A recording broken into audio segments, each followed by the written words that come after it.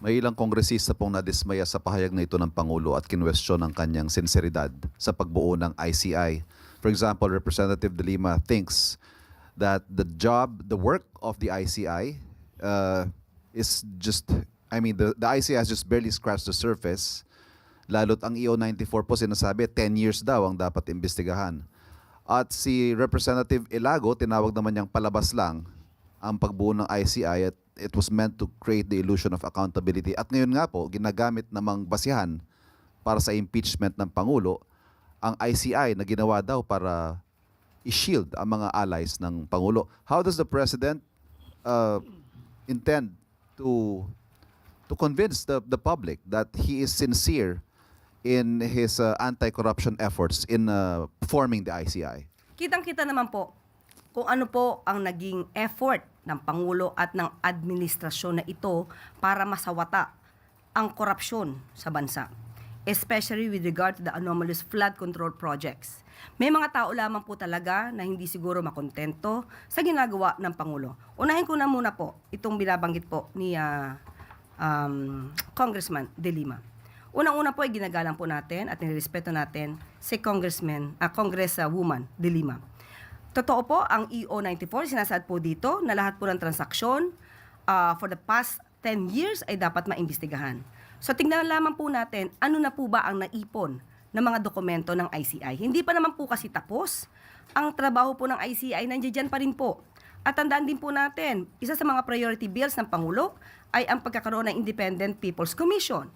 So doon po siguro mas maganda na mapabilis nila kung ano man po ang gagawin nilang batas or bill para mapag-aralan ng Pangulo kung dapat ito ay maisabatas na.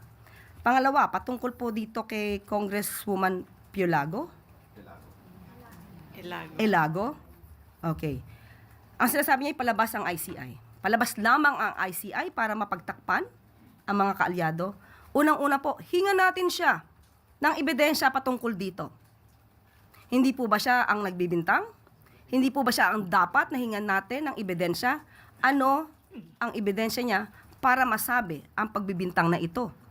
Tandaan po natin, ayoko man banggitin, pero ang kasama ng Pangulo sa alyansa ay walang iba, kundi ang dating Senator Bong Revilla.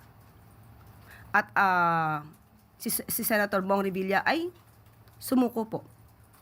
Ginalang ang proseso. Iginalang ang warrant of arrest, iginalang ang korte. Papaano po masasabing palabas lamang ang ICI? Ang ICI, ang mga miyembro po nito, ay nagtatrabaho.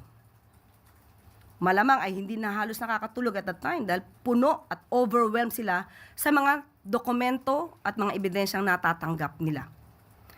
Nakakalungkot na may mga ganitong klaseng tao na hindi nakikita ang kagandahang ginagawa ng gobyerno. Ang nakikita lamang nila ay puro negatibo. Gumagawa ng kwento, nag-iimbento ng mga walang saysay na istorya para masiraan lang ang gobyerno. At patungkol naman po, binanggit na po natin, pag-shield, hindi po ito para mag-cover up ni Numan. Dahil ang Pangulo, sinabi ng makailang beses, uulit-ulitin ko po, walang sinasanto. Kaalyado, kamag-anak, kaibigan, kung kinakailangan maimbestigahan, imbestigahan. Yan po ang utos ng Pangulo. A follow-up question mula kay Ace Romero, Philippine Star. Mike. Good morning, ASEC. Pero hindi kaya magiging magandang pang-counter sa mga ganitong kritisismo ay finally mag-appoint na ng mga kapalit ng mga nag-resign na commissioner given na mismong yung ICI nagsasite na po ng mga constraints nila. Bagamat sinabi ninyo dati na hindi naman makahahadlang sa pag-recommend ng cases yung one member lang siya, no? Pero meron na rin mga constraints na sinasite yung ICI because of the lack of commissioners. So ano po yung take nyo dito? Hindi po talaga ito makaka-apekto sa pag-iimbestiga, sa patuloy na pag-iimbestiga ng anomalya sa flood control projects. Kahit sabihin po natin na nag-iisa lamang si Justice Reyes, sinabi po natin kompleto na po malamang ang mga ebidensya. At magre-report naman po sila sa Pangulo. So ang tanong natin, titignan po ng Pangulo kung kinakailangan pang mag-appoint ng panibagong miyembro ng ICI. At kahit po sabihin natin na ang ICI ay padating na sa kanyang katapusan kung tapos na po talaga ang kanilang mga trabaho.